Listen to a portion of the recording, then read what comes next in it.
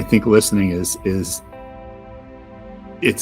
a skill, not just to take in the information that you're getting, but to actually receive it. So it's, time out, listen to what's coming at you, and then come up with the counter argument. I think that's, so often we're ready to give the feedback, but we aren't absorbing what's coming at us. And that's a precious moment.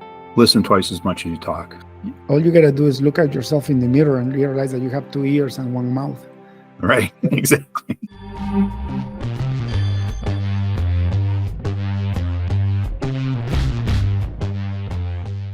Hello and welcome to another episode of Leaders in Tech, where we're shining the light through leaders in technology that are really making this world a better place. Today we have with us Scott Bendle. Scott, welcome to the show. Hi, good afternoon. Scott, for the audience, and maybe I didn't pronounce your name properly, can you give me your full name? Where do you live and what do you do for a living? My name's Scott Bendle. I live in Clarkston, Michigan, and I work for a company called Rigaku. We make X-ray analytical equipment, primarily for material research, medical research, and the semiconductor industry. Wonderful. And so what do you do for them? I'm the Chief Information Officer. That's fantastic. Scott, where are you guys located? We have a number of sites. Our main site in the U.S. is in the Woodlands, Texas, just outside of Houston. My office is in Auburn Hills, Michigan, but we've got 7 sites in total in the U.S. So it's not a small business. No, but they're never really very large sites. So I've always said we've messed the business up. So we're have all the problems of a big business, but we're kind of a small business in some respects. That's beautiful. So who will your ideal client be then? In some ways that's hard to say, and that's a good thing. It keeps us diversified. We sell to pharmaceutical companies, we sell to universities a great deal, we sell to oil and gas for process control. As I said, semiconductor industry is really taking off. So, people that are doing the fabs for making microprocessor chips are really coming on strong for us right now. That is fantastic, Scott. And how long have you been there? 22 years. That is amazing. When I hear leaders in technology that have that trajectory in one business, it really shines the way that you were growing in your career, and also the enablement that your business that you're in allowed you to actually grow up in your career. Yes. Yeah. Right. To yeah, give you an idea. Wasn't the plan. When I was a leader in technology in the corporate world, it took 5 jobs to get to the top. So I was moving from job to job to job until I finally got to where I wanted to be. Yes. It's very rare that I see people that get to be to the top in the same business. How do you manage that? Well, I started off as a quality engineer, and then I moved into operations. I did come in with a lot of experience in operations management, so I moved into operations management for our location in Auburn Hills. So I ran the manufacturing activities, engineering, facilities, basically the whole gamut of what went on in the building to get product out the door. As I was working through that, and I did that job for about 9 years, we organizationally needed a new ERP system. We were on 5 different ERP platforms because of the company had grown through acquisition. So I got pulled into the selection team, and I was one of the co-managers leading the selection process. And we got through that, and then I was asked to help out with implementation. So that was about a 1.5 year long project. And at the end of it, they said, well, how about being Chief Information Officer? Because you've really gotten so tied into the network aspects as well as the systemic aspects of getting the ERP in place. And so I made that transition. That is amazing. And the fact that they trusted you to implement the ERP system and generalize it, that's not an easy task. No. It was a little bit of a transition. It was a big learning curve, but it was fun. I remember one of the biggest projects that failed when I was just beginning to be leader in technology back in 2000. was an SAP implementation. I was working for one of the largest telecommunications company in Canada, and it was hard. Like that implementation took like 4 years, millions and millions of dollars, and they barely made it at the end. Yeah, ERPs are very difficult. There's so many moving parts. There's a lot of social aspects to overcome, because there's always the, well, we've always done it this way conversation you have to have, because you're messing with how people have done their jobs for a long time. And then the systems themselves are really complex and challenging. So it's can be a really, really difficult job. Okay, yeah, for sure. Like I've seen it over and over again. And now, one of the businesses that I run now is a custom software solutions company, and they usually call us in to tie the ends. Like they implement an ERP system and something doesn't work, and so we build software through APIs to make it work, or do connectivity to other applications that they need to, right? Yeah. Well, it's that, or people aren't always willing to change their processes. We've always done it a certain way, and they're not willing to trust that the ERP system, the companies that produce that software, have had enough industry experience with a lot of other companies to say, well, this is a process that's kind of best in class, and you should go with it. So they maybe aren't willing to give up on the way they've always done something. And that's the biggest problem, I think, is the change management side of things, because you're completely right. I mean, when we come and do integrations for ERPs, the first thing that we analyze is their workflow and their process. And if their process is flawed, we fix the process first. Because if you automate something that is broken, you're going to get a broken automation. Yeah. I think, when you said it was an odd transition, or maybe a different transition to go from operations to what I'm doing, our selection process, we had a company come in and they helped us do process mapping, to look at how do we engineer a product from the time we start talking to a customer to the time that we've got a configuration that we can build. How do we manufacture it? How do we purchase the parts? So we looked at all the processes that occur in making something, and that helped us inform the decision of what ERP system we were going to do. And then as we started to get into it, I had this realization that, we looked at processes in a vertical stack. This is how we started engineering, this is how we finish engineering. But when you're working with ERP, it cuts across the processes, because it picks out a purchasing process, it picks out an engineering process, it picks out a manufacturing process. So you have to look at it crosswise. So I looked like a conspiracy theorist. I took a large sheet of canvas and I taped all those charts up, and then I took strings from this process to that process to the next process, and so I could follow an individual process through. And then I made swim lane charts of like a major process of how do we purchase something, how do we how do we take a order from a customer and move it all the way through manufacturing and shipping and out the door, and so we could understand how does that function. That's really how ERP works, because it cuts across the department lines, because it follows a process. So so I looked a little bit crazy with my string chart up on the wall, but it really helped inform me, and when I worked with the other teams, to say, yes, this is how you do your job within engineering, but let's consider the processes that initiate what you're doing, the process your customers at the end of the data that you're producing. So that helped us a lot in some of those tough conversations. I can imagine. By the way, I used to look like a conspiracy theory all the time too. I mean, there's nothing that I love more. We had something called the war room. There's nothing I love more to fill that, that huge wall with different diagrams and cases, and it was our map. Yeah, it's great. I love it. That really helps you to think out, and visualize, especially for other people. I mean, it's one thing to have it in your head, but it's to help other people visualize how something works. It really speaks to the understanding. When you say that you guys were doing acquisitions, was your business buying other businesses or vice versa? We were buying other businesses. We had bought a company out in California. We actually divested that one. But we purchased a company in Austin, Texas. We purchased a couple companies near Boston. We purchased a company in Poland. I spent 6 weeks in Poland working on that, and that was a lot of fun. I love working in Poland. We purchased an organization in the Netherlands, and we just last month finished integrating a company that we purchased in Israel. Israel, that's incredible. Did you have to go to those places too? No, I've not gone to Israel. I was on vacation in the Netherlands this summer, but I didn't visit the company.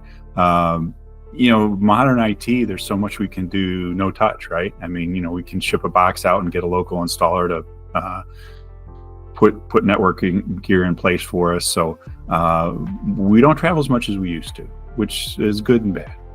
I know it's both for me too. I mean, before COVID, I was traveling all over in North America to see my clients. Now we gave up our head office because really there is no need. Everybody's working from home. Yeah. Oh yeah. Yeah, absolutely. COVID was a big shift for all of us. Yeah, absolutely. Right. How do you guys go through it? Because you do manufacturing. Were you able to stay open or you had to shut down? It's funny. My wife was rather ill at that point, and so I was watching a lot of news, and I saw COVID developing and got really nervous about it. So end of January, I sat down and wrote a work from home plan. Planning on how we were going to transition the organization from in office to working from home. And then, we checked the networking gear, we checked our ability to do VPNs and could we expand out to handle the traffic. So we worked through that and figured out that, we could do that. So I handed the plan over to the senior staff, and they looked at me and said, well, what are you doing this for? And I said, well, wait a couple of weeks. And we needed it. In a couple of weeks, we were all home. And we were able to, really keep a lot of the business moving along. Obviously, when you're manufacturing, there's things that you've got to do physically. But we also have plenty of places that, we're either buying and transiting stuff that we're, shipping and installing someplace else, or, we could kind of just at least keep the engineering processes moving forward, some of those things. So there were certainly parts of the business got very quiet, and the other parts that we were able to maintain. And because of our work in life sciences, we had some parts of the business that were extremely busy, very involved in drug discovery. So we still had service people that we had to get out to customer sites so they can continue with drug development and try to support the efforts. That's amazing. Incredible that you were actually directly connected. Part of my business was like that too, like we support laboratory management systems. So a good third of my company stayed super busy throughout COVID through lab support, which is great. Right. It's a good problem to have in some respects. So, yeah. Scott, did you go to university for computer science, or what did you do? Did you go to university at all? Yeah, I have an associate's in laser optics. I got a bachelor's in management, and then I actually got a master's in technology management, which is kind of what I do right now. So, yeah. That is amazing. So was that a transition like that, or like you went out, you graduated, started working, and came back? I graduated with my associate's degree and started working, and I did both my bachelor's and masters in the evening while I was working. That is amazing. So you always had that vision of becoming technology management, right? Yeah, it wasn't always specifically the plan. I had the company I worked for previously, a company called MagnaQuench. There was about a year and a half where I ended up being the IT manager. I was a quality manager. We had just finished up an ISO project. The guy that was running IT left, and they asked me if I was interested in trying it. I wanted to, and it ended up being one of the best year and a half of my career. I really enjoyed the people I worked with. The IT team was fantastic.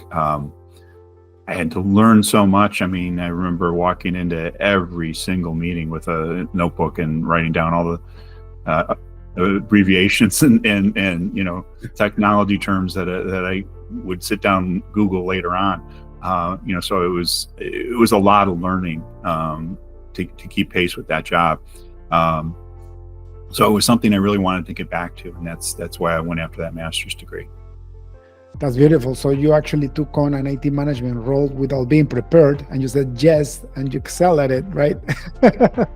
You know, bumblebees fly because they don't understand aerodynamics, right? So Exactly. I graduated with an associate's degree in laser optics, and I was looking for a lab job or something like that. And Triton College in Illinois was starting a program just like I had graduated from. I applied over the summer to, well, could I support the lab? You know, because sometimes they need technicians to keep the equipment running for the students. And they called me in in the beginning of August, shortly before classes were to start. And the guy that was going to run the program quit. And they said, could you teach teach the classes, teach the program? And I said, well, you know, I get the books that I got. I still have my lab notes. I still have all my schoolwork. I'll give it a try. And so I did that. I started that program and taught that for a year and a half. And as I said, you know, I really didn't have any business teaching a associate's level course with just an associate's level, but they trusted me, and I got the program running. So it was again, you know, I didn't really understand what I was getting into, but I survived it. So. Well, you know what? When you mentioned the bumblebee scenario, there is nothing better sometimes in life than just to take a leap of faith and just go at it, right? Yep. You know, I'm a man of faith, actually. You know, I'm born again Christian, and I love Jesus Christ as my Lord and Savior. And when I always look at the analogy of the bumblebee, right? Like if you look at that insect scientifically, it should be impossible for it to fly. If you look at the ratio of their wings compared to the body mass, it's impossible. Like we can never recreate a bumblebee flying. The closest that we have is a drone. But if you look at a drone, it's 10 times lighter. The body mass is 10 times lighter, and you still need like 4 or 5 propellers, right? Yeah. Yeah. Sometimes that lack of understanding of what's against you works in your favor. So. Because you're completely right. If they were smart enough to realize what they were doing, they probably wouldn't do it because it doesn't make sense. Yep. Well, what made you change jobs? Why did you move that IT manager role for another company? So MagnaQuench was a company that makes neodymium iron boron magnets, so rare earth magnets, high energy magnets. I mean, they're used in everything from you know, especially like right now, electric cars, you know, it allows the motor to be quite a bit smaller and more efficient. But that technology moved to China. And so the company I was working for wasn't competitive. So the plant was shut down. So as they say, I became available to the market. And then Rigaku had a location here in Michigan.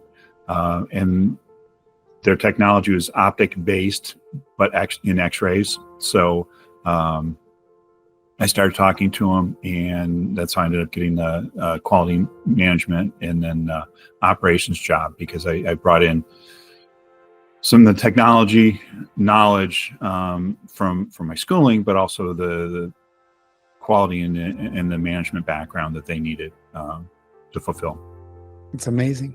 What was your first obstacle when you were finally leading an IT team? Like, what did you have to figure out? Everything.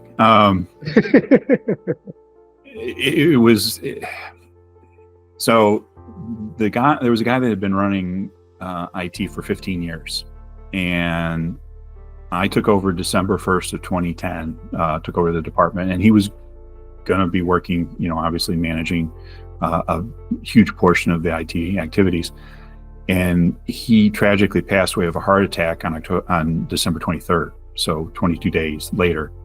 And there were no documented passwords. We had no decent network maps. We didn't really have a good understanding of what was at the data center, what was in the, you know, in specific company locations. And so it was 6 months of a lot of sleeplessness, and not really knowing if you're going to have a functioning network the next day, because, is your server going to go down? Is the firewall stable? We couldn't, could we get in to fix it? No, we couldn't. We had to go back to factory settings. So it was sort of, kind of rebuilding the airplane while it was flying, in a lot of respects. So everything was a challenge at the start of this job. Something similar happened to me that I was taught in university, and I thought it will never happen. Some of the courses in university will tell me, you have to do documentation, you have to do backups, you have to distribute the knowledge to other team members in case you get hit by a bus. Right. In 2007, we were hired. I was already in my own business, and we were hired by this large retailer. They're in the food industry. I won't say the name, but these guys called us panicking because their lead developer, their lead architect, was driving a bike and got hit by a bus and he died. And most of the source code was in a hard drive that he had password protected. Sure. And this is 2007, so it wasn't as sophisticated, like, source control and all that. It was just emerging. But it took us like over a month to figure it out and reverse engineer, and we finally got them out of trouble. But I couldn't believe it that what I was taught in university in the 90s, early 90s, it was actually true.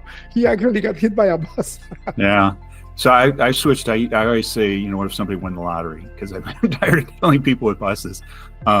But yeah, it's that scenario is completely unbelievable, and it does happen.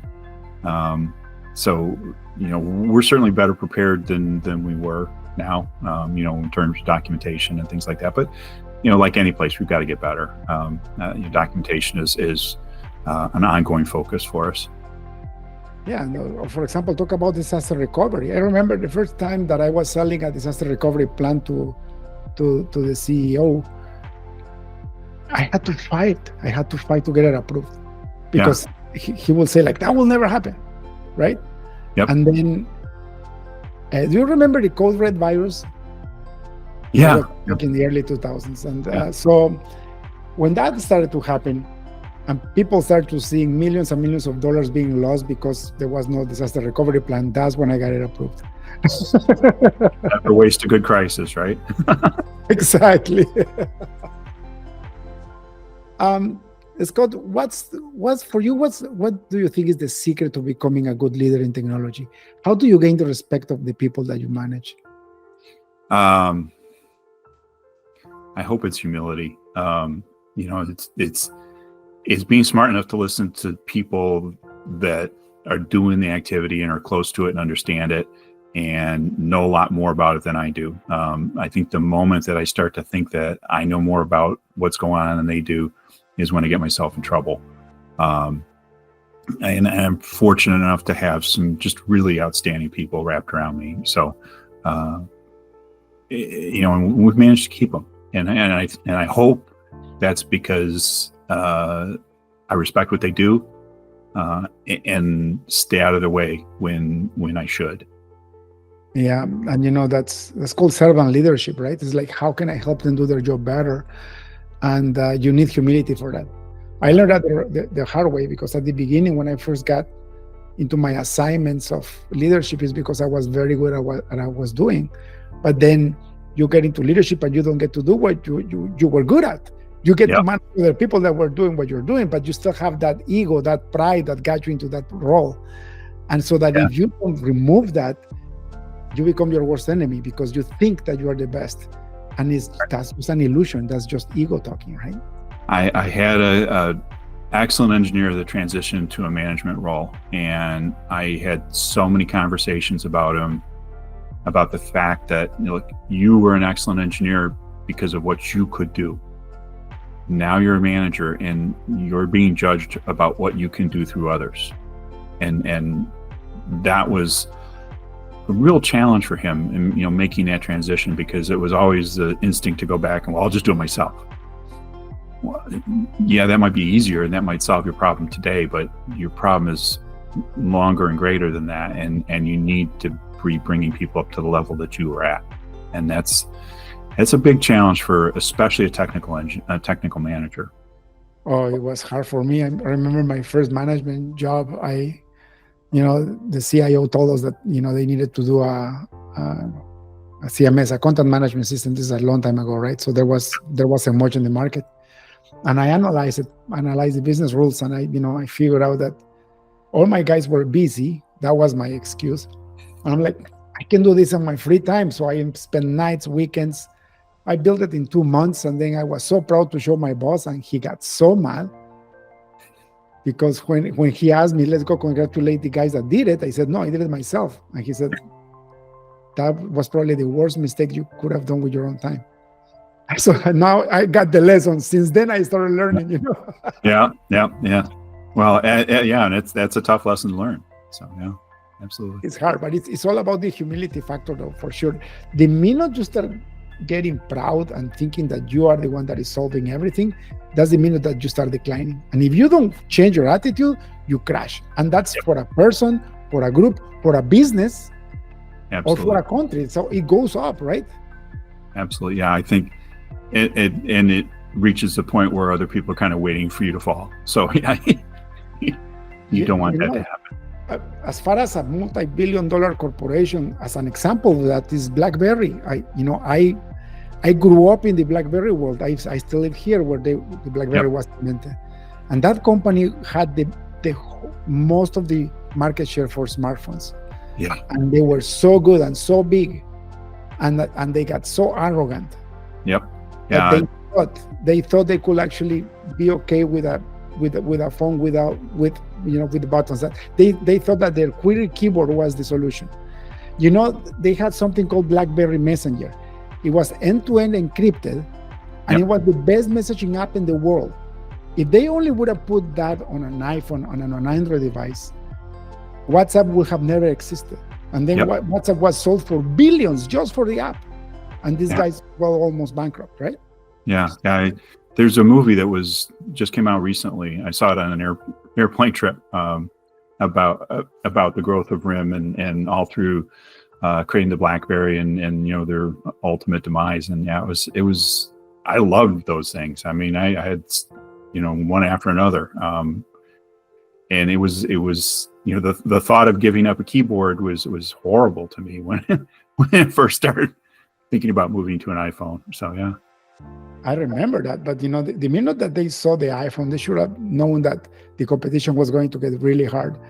And just thinking about the assets, I mean, they could have become a software company so fast, and they would have been world leaders still. I mean, BlackBerry still have big buildings in town, like it's still a functioning business. Yeah, they became a software company. I don't think they do hardware anymore, right? Yeah. Well, Palm preceded that. There was the Palm Pilots, and that was another. It was a great organizing software, and then ended up back-ending a number of other products. But same thing. They didn't see the transition from this organizing device that you hold in your pocket to needing to do outreach to make a phone call or to pull in the internet. So. They resisted that transition just like RIM did. So for me, that's a clear example. When I'm start getting proud is when I think I got all I need to succeed by myself. When I start thinking that an alarm goes off saying you're about to fall, because pride kicks in, and pride kicks in just like you don't even mean it before you know it. Consistent success gives you the temptation to become proud. And so that when I'm successful, I stay humble and say, thank you, Lord. Thank you, Lord. Thank you because you are providing this. Thank you because it's my team who's achieving. Because if you don't do that, you fall. And it hurts. I've been reading a lot of Stoic philosophy lately, and there's the phrase memento mori, where you too shall die. And they talked about how Roman emperors would be standing up there on the dais reviewing their troops and feeling is so powerful, and then there's somebody standing there whispering in their ear, memento mori, reminding them, you're at the height of your power right now. Everything is at your command, but you're going to die too, and this will all be over. So, yeah, that keeping that humility in mind is a difficult thing for everyone. It always feels good to feel good, but keeping yourself level is a big thing. For sure. Scott, what's in the future for you? That's a great question. We've got we've got acquisition. We've got the acquisition in Israel. We still have a lot more work to do. We've got a site in Germany that we're bringing into our ERP platform. So right now it's just a lot of technical things. Rigaku was purchased by the Carlyle Group. We were originally a company founded in Japan. An individual sold to the Carlyle Group about a year and a half ago, and we're going public October 25th on the Nikkei. So I anticipate that's going to make some changes for us organizationally. It's going to be new challenges, because we go from private ownership to public ownership. So the stressors are going to be different. So, I think there's going to be some realignments organizationally in terms of how we focus on things. And so I think that's going to, I'm sure it's going to change my job. I just, it's unpredictable how that's going to happen. I read a book called The Hard Things of Hard Things. You should read it. It's about exactly that, how a CEO transitions a company from being private into a public company, and how everything changed, and how they almost went out of business by the change. Yeah. I can see that, there's things that we're well prepared for, and there's some things that, are going to be challenges that we've not had to do before. So, we've got our work cut out for us. For sure. Standard operating procedures change, accountability change, a lot more paperwork for sure, right? Oh, yeah. Yeah, absolutely. Wonderful, Scott. I'll ask you one last question and we'll end your podcast so that you have just precious time to keep going, doing the amazing things that you do. If you had access to a billboard in front of the busiest highway on earth, what would you write on it? Wow, what a great question. Listen twice as much as you talk. Yeah. I think listening is it's a skill, not just to take in the information that you're getting, but to actually receive it. I mean, I remember an employee that I was talking to, and I was trying to help him understand what we were going to need to be doing that day. And I could see him generating in his mind his counter arguments as we're talking. And I stopped him and I said, look, we're not having this I'm not talking to you at this moment for response, for you to generate an argument. I'm talking to you to try to get you to receive some information, and then we can discuss it. But you're so busy just creating your counter argument that you're not really hearing what I'm trying to tell you. So it's, time out, listen to what's coming at you, and then come up with the counter argument. I think that's, so often we're ready to give the feedback, but we aren't absorbing what's coming at us, and that's a precious moment. That's such a beautiful way to put it. And all you gotta do is look at yourself in the mirror and realize that you have 2 ears and 1 mouth. Right. Exactly. And if you look at it on the psychology part, on how the brain operates, you have your frontal cortex, and it's very short-term memory. I call it RAM, right? And then you have your subconscious mind, that's your hard drive. Yeah. If you respond as fast as you receive the information, all you're tapping is your short-term memory. Yeah. In order to produce a valuable response to whatever information they're requiring of you, you really have to sit, meditate, and pull information from your subconscious mind, so that the information comes in with the experience that you have. And for that, you need to listen more, and you need to be quiet more. Yeah. Quiet is a skill. Right. Yep. And, I did a lot of research on this. I read a lot of neuroscientist books and stuff like that, because I wouldn't shut up. That's why I have a podcast, I guess, because I don't stop talking. But, I realized that the more I listened and the slower my response was, the more accurate and the less mistakes I made. Yeah. Good point. Scott, thank you so much for your time. If people like to follow you, are you on LinkedIn? Yes, I am. I'm on LinkedIn. Fantastic. Scott, God bless. Thank you so much for your time. And I hope you have a beautiful rest of the week. Thank you. It was a great conversation. Very interesting talking with you, David. Appreciate it. Cheers. Have a good one. Bye. Cheers. Thank you for tuning in to the Leaders in Tech podcast. Check in next week to keep learning how to use technology and leadership to change the game. See you next time.